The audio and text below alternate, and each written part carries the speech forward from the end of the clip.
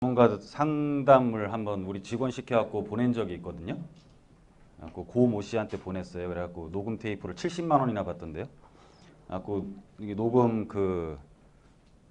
거 있잖아요. 그걸 갖고 이제 녹음을 다 했는데 다 들어봤더니 그냥 돈 있으면 빵 사 먹어라야. 내용이 없어.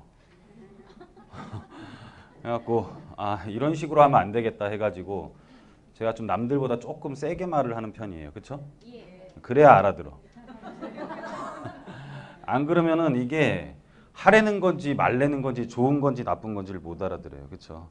조금은 강하게 해야지 머릿속에 남습니다. 그래서 그런 거 이해해 주시고요.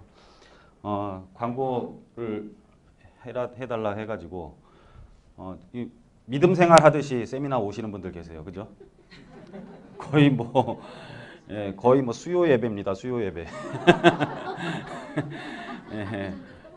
수요 예배처럼 이렇게 오시는 분들이 계시는데 강의 여태까지 했던 것들을 유료로 보실 수 있는 사이트예요.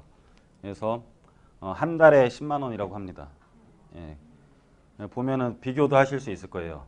전원성이가 잘하는지 김학주가 잘하는지 이렇게 비교도 좀 해보시고 여기 와서 여러분들 이제 시간 나실 때마다 굳이 안 내셔도 시간 나실 때마다 볼 수 있는 사이트라고 보시면 됩니다. 그래서 보통 강의나 이 책을 많이 읽어야 되는 이유 중에 하나가 강의를 하든 책을 쓰든 간에 본인의 지식을 아껴서 말하는 사람은 단 한 명도 없어요. 본인의 지식을 최대한 다 짜서 쓰는 게 책이고 강의거든요. 그렇기 때문에 시간이 허용한다면 그렇게 하기 때문에 남의 지식을 제일 싸게 살 수 있는 것들 중에 하나가 뭐 강의와 책을 보는 거라고 보시면 될 것 같습니다. 그래서 한번 많이들 참고를 하시고 또 한마디 말씀드리면 모든 결정은 본인의 책임이 따른다. 네.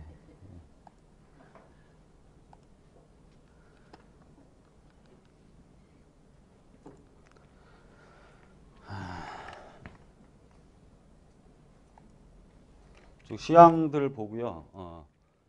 그리고 이제 수익형 부동산과 우리가 차익형 부동산의 공통점들이 뭐가 있는지, 그리고 현재는 어디다 투자를 해야 되는지, 투자를 해야 될 때인지 말 때인지부터 한번 보도록 하겠습니다. 여러분들은 시각을 조금 너무 일반적으로 하고 있어서 투자를 못하는 거예요. 그냥 경기가 안 좋다 생각하면 못하는 거죠. 그렇죠?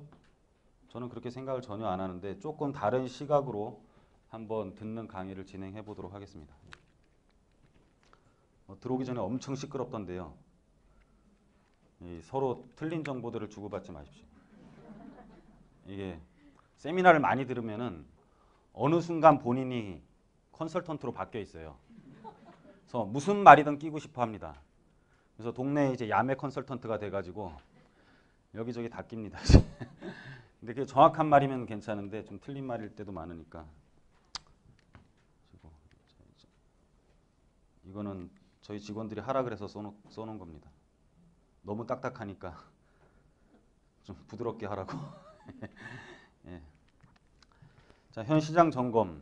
정책이 나오면 굉장히 여러분들은 걱정들을 많이 하세요. 근데 부자들은 그렇게 생각을 안 합니다.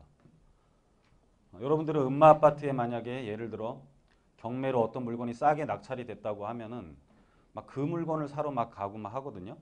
그리고 음마 아파트 전체가 만약 다 떨어진 것처럼 기사는 나오고들 해요. 근데 거기에 갖고 있는 사람들은 절대로 동요를 하지 않습니다. 우리가 양도세를 지금 중과를 하잖아요. 그렇죠? 당장 나옵니까 세금이? 아니요. 안 팔면 돼. 안 팔면 되는 거예요. 우리나라에 기부 문화가 뭐 일반화돼 있나요? 우리나라 기부 문화가 없습니다. 우리 뭐 마크 주커버그, 페이스북 창시자 이런 애들은 자기 재산의 99%를 다 기부를 하거든요. 그래서 자기 딸도 하나밖에 없어요. 근데 우리 딸이 앞으로 더 나은 세상에서 살았으면 좋겠다. 근데 우리나라는 어때요? 뭐 재산 갖고 싸우고 무슨 뭐 그죠? 예? 신격호 재산 뭐 황제의 난 일어나고 난리가 나잖아요 맨날. 우리나라는 그런 게 없습니다. 그래서 안 팔면 돼요. 부동산에서 손해 본 사람은 어떠냐면은 어떤 기사가 나왔을 때 스스로 불안해합니다. 자기 혼자 스스로 싸게 팔아요. 막 부동산 가서 지 혼자 급한 척해. 큰일 났다 큰일 났다 그러면 먹잇감이 되는 거야. 항상 여유가 있어야 되는데 부동산이란 부동산은 다 들려가지고 지금 팔아야 되냐 어떻게 해야 되냐 너무 큰일 났다 경기가 너무 안 좋다 막 다 떠들고 다녀. 그럼 이 사람 심리 상태가 불안한 거죠. 딱 걸린 거야 그냥. 그러면은 사모님 앞으로 더 떨어질 것 같은데 지금이라도 파시죠. 홀랑 팔아버리면 그 다음부터 어떻게 돼? 올라 또. 네, 그래서 항상 심리적인 마인드 컨트롤하는 게 굉장히 중요한데요. 부자 마인드에 있어서는 그냥 그 정책이라는 것은 일관성을 가질 수 없는 거기 때문에 하나의 그냥 간섭이라는 하나의 현상일 뿐입니다. 일관성을 갖지 못하는 게 정책이에요. 왜 김정은이를 옆에다 갖다 놨냐면 김정은이가 미사일 쏘는 거는 이거는 어떤 진실입니까 아니면 일시적인 현상입니까? 그렇죠. 일시적인 현상이죠. 얘가 맨날 쏘는 거는 어떤 얘가 맨날 쏘는 건 진실이 진리가 아니죠. 그렇죠? 그러면은 일시적으로 계속 쏘고 있을 때 가격이 떨어지면 사야 될 때요, 말아야 될 때요? 사야 될 때야. 일시적인 현상이니까. 일시적인 현상. 그래서 부동산이 우리가 왜 투자 상품이 아니라고 하는지는 저는 참 이해가 안 가요. 우리 금도 지금 불안정하니까 금이 또 막 올라가죠. 그렇죠? 금 사직이잖아요. 지금 근데 늘어나지 않는 성질을 갖고 있는 부동산 자체가 투자 상품이 아니다라고 말하는 게 좀 잘못된 그런 내용들도 계속 설명을 드릴 겁니다. 현재 시장을 점검을 해봤더니 실수요자 및 신규 아파트에 대한 갈망은 어마어마합니다. 그죠? 아무리 규제를 한다고 하더라도 실수요 시장은 폭발을 한다. 그러면은 실수요자들한테 넘길 수 있는 거를 미리 갖고 있으면 되겠네? 안 그래요? 돈 벌기 얼마나 쉬워. 확인됐는데. 얘네들한테 넘길 수 있는 걸 미리 사면 되는 거야. 부동산은 굉장히 쉽습니다. 우리나라 부동산을 움직였던 세대들이 뭐를 원하느냐가 가장 중요해요. 그룹이 지금 우리 그 베이비 부머 세대들이 가장 큰 그룹을 형성하고 있죠. 700만 명. 그렇죠? 그 사람들이 다 여러분들 지금 세미나 오신 거의 대부분의 사람들이 우리나라의 가격을 좌지우지했던 분들이거든요. 80년도에 결혼들 막 하잖아요. 그죠? 우리나라 개발도상국일 때 막 다 서울로 오죠. 그쵸? 도심으로 몰리니까는 이때 뭐 주택공사부터 시작을 해갖고 시형 아파트, 낮은 아파트들로 엄청나게 짓잖아. 그러면서 자고 일어나면 막 올림픽 아시안게임을 전후해갖고 자고 일어나면 막 오를 때였죠. 그쵸? 그쵸? 이 사람들이 다 베이비부모 세대들이 살 때였어 이게. 그쵸? 그러면서 얘네들이 이제 20년이 되는 게 2000년이죠. 아파트가 20년이 되잖아. 자녀를 몇 명 낳아? 보통 3명 정도 놓는단 말이에요. 그죠? 그럼 자녀가 큰애가 20살이 될 때죠. 그쵸? 이때부터 무슨 대형 평수가 필요하죠? 재건축할 때 대형 평수의 가격이 쫙 올라가 주는 거야. 왜냐면은 그 그룹들이 사기 좋아하는 것들은 다 가격이 올라가는 거예요. 그러면서 이 사람들이 어떻게 돼? 은퇴를 하기 시작을 하죠. 은퇴를 하면서 어떤 집들이 필요해요? 주택을 다운사이징 하죠. 큰 집들 버리기 시작하지. 그러면서 큰 아파트들 떨어지고 작은 아파트들 어떻게 돼요? 쫙 올라가는 거야. 그럼 미리 이 사람들이 움직임을 우리가 파악만 하고 있었어도 떼돈을 버는 거지 솔직히. 안 그래요? 미리 하는 수밖에 없다. 미리. 근데 어려운 거냐? 전혀 안 어렵다. 그냥. 알면서도 못한다. 왜? 용기가 없어서. 도적적인 투자, 도전적인 투자자입니다. 그래서 오늘 빨리 도전적인 투자자. 그래서 안정적인 투자자가 있고 실수요자들이 항상 하부에 있어요. 그래서 미리 투자를 하신 분들이 실수요자들한테 넘기면은 돈을 번다. 그래서 상위 항상 10%가 전체 자산의 90%를 흡수하는 구조다라고 보시면 돼요. 그죠? 그래서 먼저 들어가면 된다. 신규 주택을 공급할 수 있는 게 뭐가 있느냐? 앞에 팔자 붙은 아파트들 빼고는 거의 힘듭니다. 도심에서 택지 개발을 할 수 있나요? 없죠. 거의가 아니라 아예 없지. 도심에서 어떻게 택지 개발을 해? 그린벨트를 푸는 경우는 있겠죠. OECD 국가 중에 우리나라가 거의 녹지율이 가장 낮은 나라예요. 우리 뭐 외국 놀러 간 사진들 또는 엽서를 보더라도 집과 집 사이에 나무들이 울창하잖아요. 근데 우리나라처럼 녹지가 없는 나라가 거의 없습니다. 그래서 있는 녹지는 깔 수가 없어. 그러면 서울은 녹지 빼고는 다 지금 어떤 주택시설이라든지 도시계획 시설들이 들어와 앉아 있는데 뭐를 어떤 거를 까가지고 주택을 공급하겠냐라는 거지. 결론은 있는 주택을 없애고 다시 신규 주택을 공급할 수밖에 없죠. 근데 신규 주택에 대한 갈망은 지금같이 규제를 하더라도 입증이 됐죠. 그렇죠? 네? 입증이 됐어요. 그러면은 새로운 아파트를 공급을 할 수 있는 것은 재건축 아파트 여러분들이 보면 재건축 아파트들이 대부분이고 나머지 90년대부터 2000년도가 넘어가면은요. 토지를 굉장히 잘 사용을 하고 있는 겁니다. 토지를 최유효 이용을 하고 있다라고 말을 해요. 재건축은 뭐예요? 20층을 지을 수 있는 아파트인데 5층밖에 안 짓고 있잖아요. 예? 토지를 잘 활용을 못하고 있죠. 토지를 잘 활용을 하고 있지 못하기 때문에 새로 지어야 돼. 새로. 재건축을 해야 돼. 자, 90년대 지은 아파트들 고층으로 지어서 엘리베이터까지 다 있습니다. 뭐 지하 주차장이 없는 경우도 있고 있는 경우도 있고 토지를 굉장히 잘 활용을 하고 있어요. 현재 그 땅에서 지을 수 있는 거의 최고의 용적률로 건축이 되어 있어요. 부시면 사회적인 손실이지. 뭐 어떻게 돼? 유지 보수야, 유지 보수. 유지 보수를 하게 되면은 이 아파트들은 인기가 있기가 굉장히 어렵습니다. 그래서 신규 아파트에 대한 수요는 계속 늘어날 거기 때문에 앞으로 거기에 대한 부분들은 유일한 해답을 갖고 있는 게 재건축을 제외하면은 재개발이에요. 무슨 말인지 가십니까? 나머지 90년대 이후에 지어진 아파트들은 100% 유지 보수로 간다고 보시면 돼요. 일부 아파트를 빼고는. 그 유지 보수로 갔을 때 그 아파트들이 과연 리모델링을 하면 인기가 있느냐? 인기가 굉장히 어렵습니다, 사실. 신규 아파트를 따라갈 수가 없어요. 왜냐면은 기존 아파트들은 다 이렇게 판상형으로 되어 있죠. 예? 뭐 분당이고 뭐고 다 이렇게 일기 신도시들 다 판상형으로 되어 있잖아요. 근데 이게 재건축을 하게 되면 어떻게 돼요? 저건폐율로 초고층으로 바뀌죠, 이렇게. 예? 저건폐율 초고층으로 바뀌잖아요. 우리 뭐 첼리투스나 이런 것들 보면은 높게 쭉 올라가고 공개 공지가 굉장히 많아지죠. 그렇죠? 근데 여기 리모델링을 하면은 이대로 해서 수직 증축을 한다든지 얘의 모양은 바뀌지가 않죠. 이거를 따라갈래야 따라갈 수가 없는 거야, 리모델링 아파트는. 그렇죠? 이게 아무리 새로 고친다고 하더라도 얘를 따라갈 수 없어. 원판이 안 바뀌었으니까. 원판이. 여자가 사각턱인데 쌍꺼풀만 하면 이뻐 안 이뻐요? 예? 턱 깎아야 되죠? 어? 원판을 바꿔줘야 될 거 아니야. 원판을 바꿀 수 있는 사업 자체는 재건축, 재개발밖에 없다. 그럼 재건축을 규제한다면 과연 어디로 튈 것이냐? 재건축을 규제해서 떨어지면 재건축을 사야 되냐 말아야 되냐라는 거지. 사야지. 또 세일 시작하는데. 그렇지 않아요? 그래서 재개발이 답이라고 보시면 되고 재건축과 그리고 신규 아파트를 도심에서 공급할 수 있는 것은 재건축과 재개발의 유일한 해답이다. 그래서 구도심 개발은 재개발과 재건축밖에 없다. 택지 개발은 대부분이 임대 아파트를 50% 이상을 둔 희망타운이 뭔지 모르겠어. 맨날 이름을 바꿔. 뭐 보금자리 주택, 행복주택, 희망타운, 청년주택 뭐 이렇게 많은지 모르겠어. 주택이. 왜 이름을 자꾸 바꿔요? 지가 한 것처럼 하려고.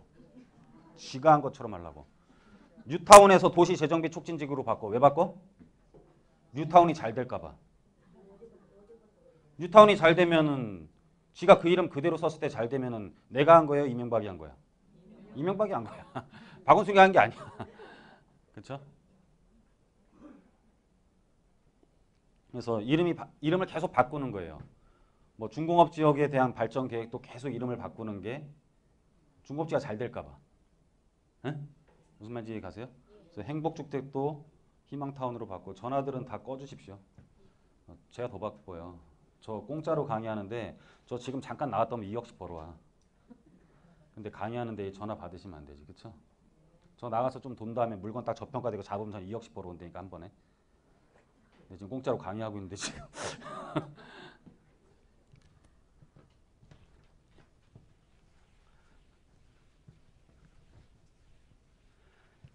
그래서 신규로 공급할 수 있는 건 재건축, 재개발이 유일하다. 그래서 장기적인 투자를 할 수밖에 없는 것인데 자, 그냥 문재인 정부가 하는 건 이상적인 거예요. 이상적인 거. 사교육을 없애야지. 그죠? 부동산 투자를 없애야지. 당연하지 뭐. 누가 몰라? 이상적인 거야. 그럼 안 하면은 지가 나한테 뭐 도와줘? 사교육 하지 말라 그래서 안 하면 꼴등이에요, 꼴등.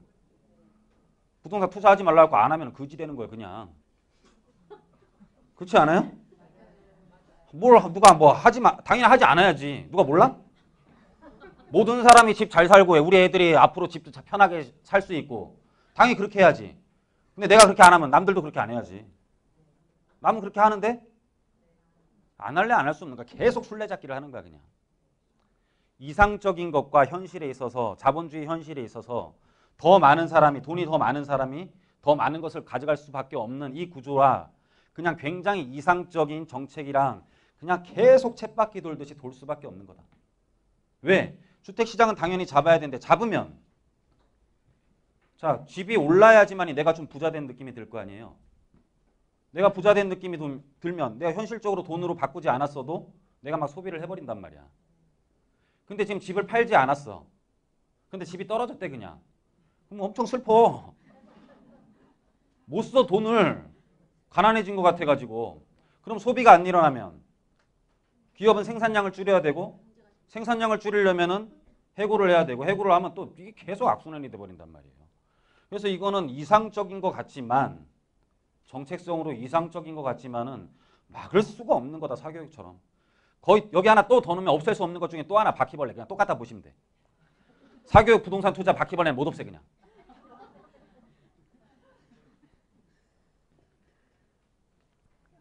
못 없앤다. 그냥 이상적인 거다.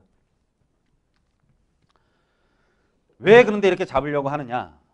자, 부동산의 매매를 사회적인 관점에서 보면 투자로 보지 않아요. 이 문재인 정부만 그래. 왜? 경제학적 의미로 봤을 때는 이 글씨 잘 보이십니까? 뒤에 분들? 맨 뒤에 분들 글씨 거기 테레비 있어요? 네. 거기 뒤에 있는 분들은 아예 더 뒤로 가시는 게 좋겠다. 테레비 바로 앞에보다. 못 꺾여. 좀 더 뒤에서 편하게 보는 게 낫지. 바로 밑에서 이렇게 보면은요. 여기에 혈압이랑 관련된 부분이라. 자, 그래서 전화들 다 좀 딱 소리 보니까 또 구형인데. 네? 전화 좀 꺼주세요. 갤럭시 S8 이상만 켜주시고요. 나머지 다 꺼주십시오. 소리 듣기 싫습니다. 네. 경제학적 의미로 이게 꺼야 되는 이유가 제가 자꾸 까먹어. 말을 하다가. 네? 이게 숙인다고 소리가 안 들리면 얼마나 좋겠어요. 숙여도 소리가 들리거든. 꽝 같은 꽝이죠, 꽝. 머리 박으면 자기 안 보이는 줄 알고. 전화 끊을 때까지 지금 놀릴 거예요. 끝까지 누가 이기나 보자. 아버님!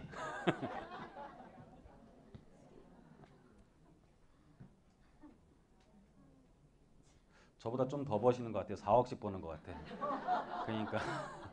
그러니까 전화를 받겠지. 그죠? 2억씩 버는 나는 못 받는데 4억씩 버니까 받는 거야. 자, 경제학적 의미로는 기본 자산의 구입으로 보며 사회적으로 봤을 때 소유권 변동에 특별한 생산적인 활동이 없다라고 보는 거야. 내가 분양했고 얘한테 넘어가는 건데 네가 왜 중간에 껴갖고 먹냐라는 거지. 너는 아무런 생산적인 활동도 안 했고 왜 돈을 먹냐 이거예요. 왜 집은 그러면 안 돼? 소고기는 그래도 되고. 네? 모든 유통과정이 안 그래요? 모든 옷도 그래. 여러분 갖고 있는 모든 게 다 그래. 유통과정이 없는 게 한 개도 없어. 근데 유독히 집에 대해서는 그렇게 본다. 그렇다면 진짜 생산적인 게 아닌 거냐라는 걸 한번 따져보는 거지. 그렇죠? 그렇다면 생산적인 부분에 자본을 투입하는 것을 투자라고 하는데 여기서부터 이제 퀘스천을 갖고 한번 연구를 해보는 거예요. 그죠? 내가 미래에 대한 주택을 구입하려고 하는데 일반 분양 해봤자 나오지도 않고 당첨될 확률도 거의 없고 맨날 내가 할 때쯤 되면은 무슨 삼둥이들 뭐 특혜 엄청 줘가지고 나는 당첨도 못 되고 그래서 내가 미리 재건축을 사놓는 게 투기예요 그게? 내가 재개발을 미리 사놓는 게 투기야? 내가 미래에 좀 좋은 집 살고 싶어갖고 내가 미리 사놓으면 되는데 무슨 말인지 이해 가세요? 그거는 그럼 투기냐 투자냐라는 거지. 투자지 그거는. 생산적일 수 있는 부분에 내가 투자를 한 거잖아. 재건축이 될 수 있는 부분에 생산적인 부분에 투자를 한 거잖아요. 그럼 생산이라는 거 뭐냐부터 한번 따져보는 거야. 자, 생산의 3요소는 뭐예요? 자본, 노동력, 토지야. 토지는 부동산이에요, 아니에요? 부동산이야. 부동산에 당연히 생산하는 것에 투자를 해야 되는 거는 부동산에 투자를 하는 거지. 요즘에는 신성장론에서는 아이디어까지 들어가요. 부동산을 사는 것은 미래에 대한 투자의 하나이다. 하나이다. 서울에서 만약에 내가 재산권을 갖고 있지 않고 계속 전세로 산다면은 나는 언제든지 서울에서 떠날 수 있는 요건을 갖고 있는 사람이야. 예? 김포구 지금 어디고 다 가보세요. 다 거기가 뭐 가고 싶어서 간 사람인 것 같아? 김포 가보면은 다 전세에 밀려난 사람들이야. 얼마나 빨리 친해지는지 몰라. 상황이 다 똑같아가지고. 완전히 동질성을 가져서 그냥 엄청 빨리 친해져. 막 치킨집에서 울고 난리들이야. 술 먹다가. 얼마나 지금이 한스러우면. 예? 내가 서울에서 소유권을 안 갖고 있는 거는 나는 언제든지 나는 김포로 떠날 수밖에 없는 불안전한 요소라는 거야. 그냥. 나를 지키는 거지 투자라는 것은. 나를 지키는 거. 근데 왜 못하게? 왜 나는 계속 오래된 집에 살아야 돼요? 나 새로 될 집에 미리 투자해내고 싶다는데 왜 이주택자들 갖고 뭐라 그래? 그죠? 될 수가 없는 거다. 그냥 잡아야 되는 거지만 있는 사람들한테 계속 오래 살으라고 오래된 집에 살으라고 하면 그게 자본주의에서 맞냐라는 거지. 있는 사람은 계속 새로운 걸 추구를 하는 건데. 그렇지 않아요?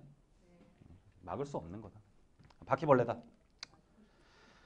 자, 토지 매수. 미래 건축물을 지을 수 있는 생산 요소에 투자를 한 것이다. 그죠? 어디서든 여러분들 좀 다른 생각으로 못 들어본 강의죠. 그렇죠? 아까 뭐 지하철에 뚫리면 가보는 거 몰라? 그걸 말이라고 해? 맨날 그림 갖다 붙여놓고. 그렇죠? 그런 강의는 누구도 한다 그냥. 그래서 모든 거는 법률적인 해석도 좀 잘해야 돼요. 법률적인 부분도 좀 이따 짚고 넘어갈 거예요. 될 것 같다, 카더라, 뭐 같다, 막 이런 거에다 투자하는 거 아니에요. 무조건 법률 보고 투자하셔야 돼요. 그게 가장 확률이 높습니다. 네, 그 부분도 이따 좀 설명드릴게요.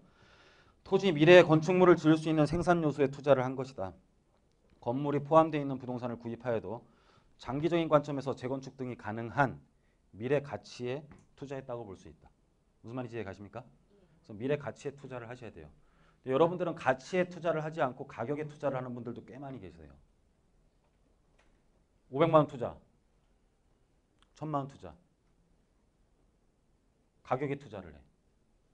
그런 사람들이 대부분이 그런 사람들이 있죠. 여기도 1000만 원 투자한 분들. 왜? 싸니까. 그런 분들 특징이 식당 가서 가격 보고 시켜요. 다. 먹고 싶은 걸 못 먹어. 6,000원짜리 주세요야 그냥.